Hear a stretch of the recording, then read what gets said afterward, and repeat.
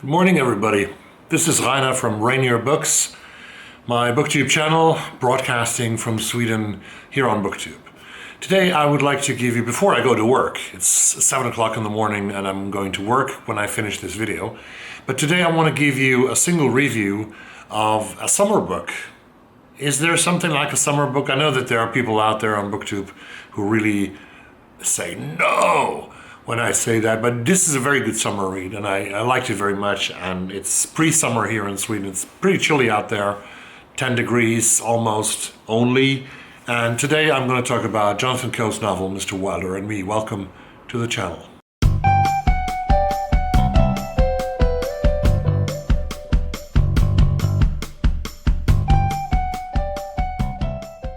Jonathan Coe, I haven't read anything of Jonathan Coe before that book. Mr. Wilder and Me was the first book. And I will tell you how and why it caught my eye and caught my interest.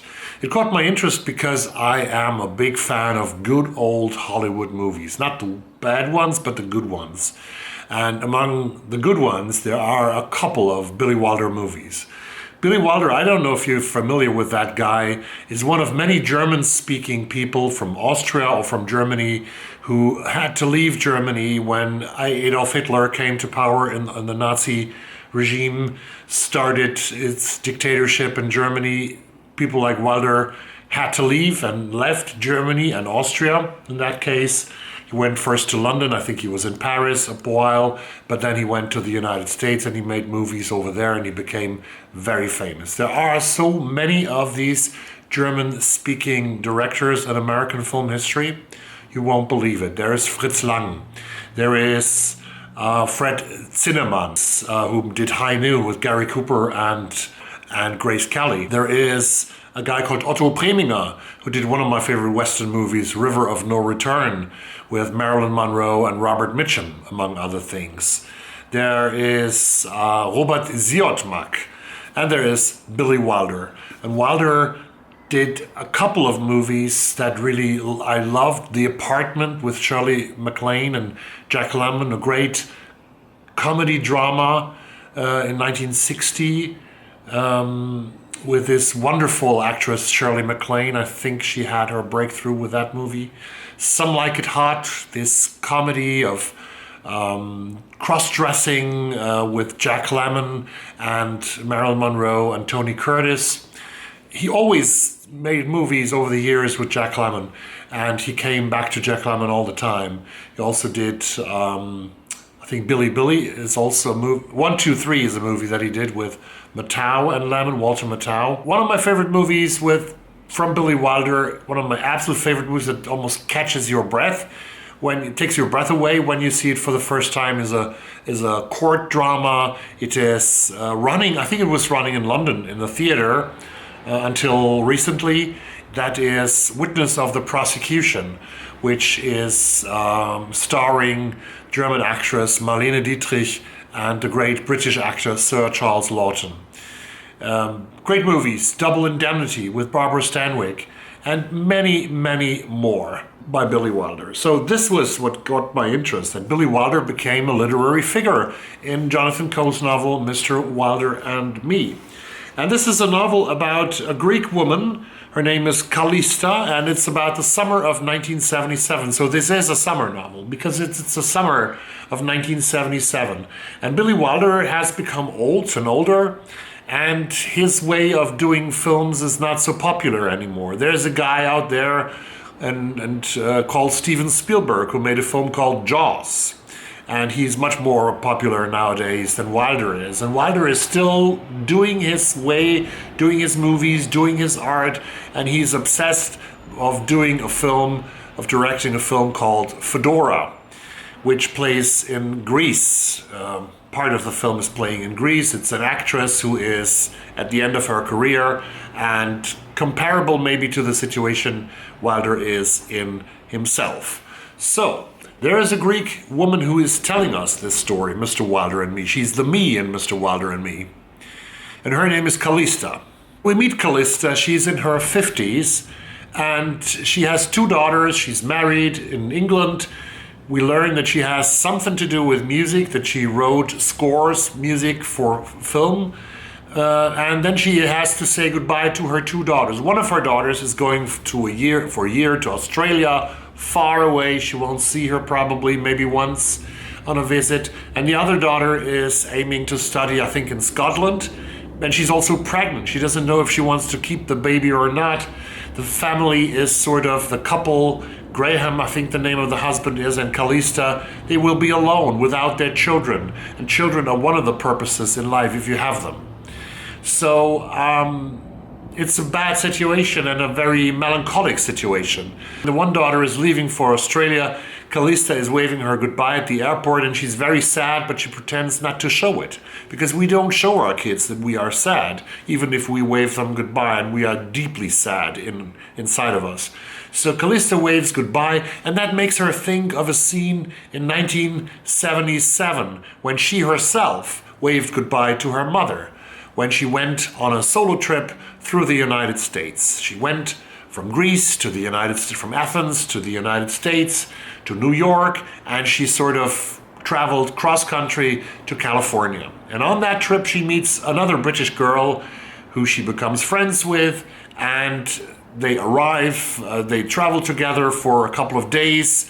This other girl has a fling with another British boy, and then they arrive in Los Angeles, and the other English girl says to Callista, well, I have this invitation from a friend of my father and my mother, my parents, and this guy is somehow in film, but I never heard his name before.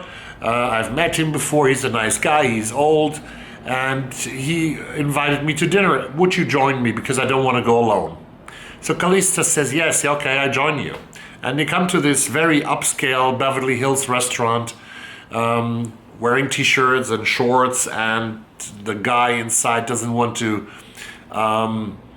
let them in because they look so underdressed. Sorry for that, not undressed. They're underdressed for that situation. And finally, then she says, but please go to Mr. Wilder and tell him that we're here. Callista doesn't know who Mr. Wilder is, but suddenly the door opens and the waiter says, okay, come in. He doesn't like it that he has to let them in, but he lets them in. And they eat together with Mr. Wilder and his wife and Mr. Diamond and his wife. 4 older people, nice people. They talk about the movies. And then, like after the first hour, the other British girl leaves because she is so in love with this boy that she met before that she wants to run away with him because he's leaving Los Angeles for the Midwest or something. And Callista is alone with Mr. Wilder and his friends there. They talk a lot about movies, and they have a very good discussion, and Wilder asks her for the taste of young people because he doesn't have knowledge about what young people like today, and it's important for him as someone who wants still to make good films. He wants to know what young people like, and he's far away from that. And that's something that we realize in that situation. And in the evening ends with Callista being drunk, and Callista is drunk, and she's so drunk that she cannot walk home to her where she's going to sleep tonight. So Mr. Wilder takes her into his car, and he takes her into his home. And Callista wakes up on the sofa in Billy Wilder's house in Beverly Hills. Wilder and his wife are gone next morning. The housekeeper is there. She gives her breakfast, and she says, Mr. Wilder told me to help you, blah, blah, blah. And then she sort of is very friendly told that she has to leave. But she leaves a note in Wilder's house. She says, thank you. And she says, if you ever need an interpreter, if you make that movie in Greece that they talked about the evening before, I could be your interpreter. And she leaves, and she thinks that she never, ever in her life will hear from Billy Wilder again. Now she starts reading everything she knows, everything she can find. She starts reading everything she can find about Billy Wilder. And months pass by in Athens, Greece. She's back in Athens, Greece. After that, suddenly the phone rings, and there's a person on the line saying, I have been ordered by Mr. Billy Wilder to contact you because we need an interpreter for our movie. And so she's inside that movie Fedora that is about to be made in 1977 in Greece. And a lot of things, she gets to know Billy Wilder closer, and her life is shaped by that meeting, that very arbitrary meeting with Mr. Wilder in the summer of 1977. Callista's whole life is sort of shaped by that, because she will get into film music, she will get into film, she will accompany Wilder to Munich and his team, Germany, where the film is sort of finalized. And after the summer of 1977, she has never met Wilder again, but this meeting with him has sort of shaped her life. And Mr. Diamond, who is the co-writer of the books that Billy Wilder has written for film, is hiring Callista for this summer in Munich then, after working in Greece as his personal assistant. And there's one beautiful scene here that I want to read to you about the tone of the novel, where Callista is remembering Mr. Diamond. And this time I did laugh, partly because I thought the story was funny, and partly because I liked the way Mr. Diamond told it. The way his eyes shone as he reached the punchline, the way that for him, briefly, the telling of this joke brought an instant of strange joy and clarity to the world. And I realized that for a man like him, a man who was essentially melancholic, a man for whom the ways of the world could only ever be a source of regret and disappointment, humor was not just a beautiful thing, but a necessary thing. That the telling of a good joke could bring a moment, transient but lovely, when life made a rare kind of sense and would no longer seem random and chaotic and unknowable. It made me glad to think that in the midst of the world's many intractabilities, he still had this one source of consolation.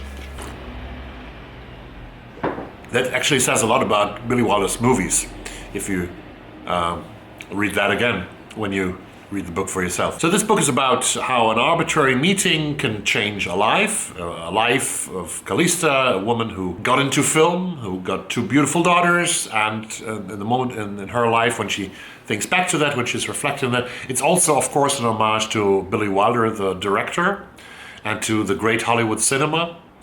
There's a scene in that book when Wilder returns to Munich to finalize the movie, when he returns back to the country that killed most of his relatives, and his mother disappeared in World War II.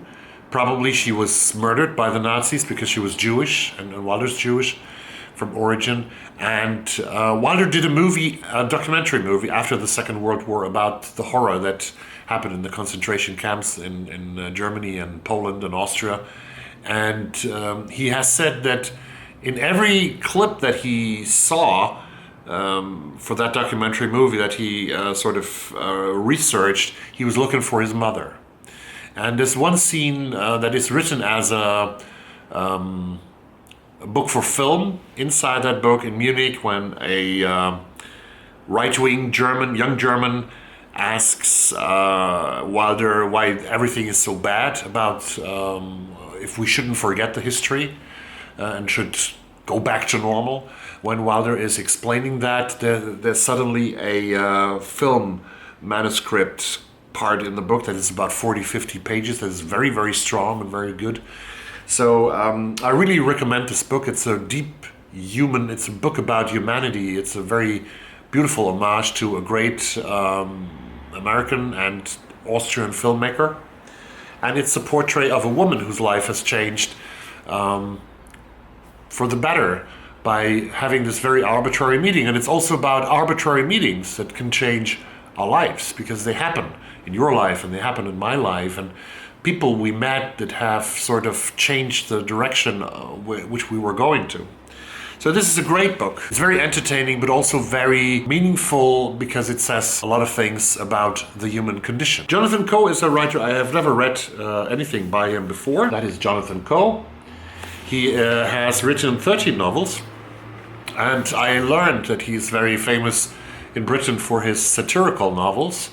And I also learned that before writing Mr. Wilder and Me, he wrote a book called Middle England, which I'm now very interested in, because Middle England is apparently a book that describes the reasons and the atmosphere behind Brexit, behind Britain leaving the European Union. So I ordered Middle England from the library, and Middle England also won the Costa Award for Best Novel, I think, in 2020. So Jonathan Coe, Mr. Wilder and Me, if you are looking for a good read this summer, go and get it. Thanks very much for watching this video. I'll see you very soon. Have a great day, have a great week, and bye-bye.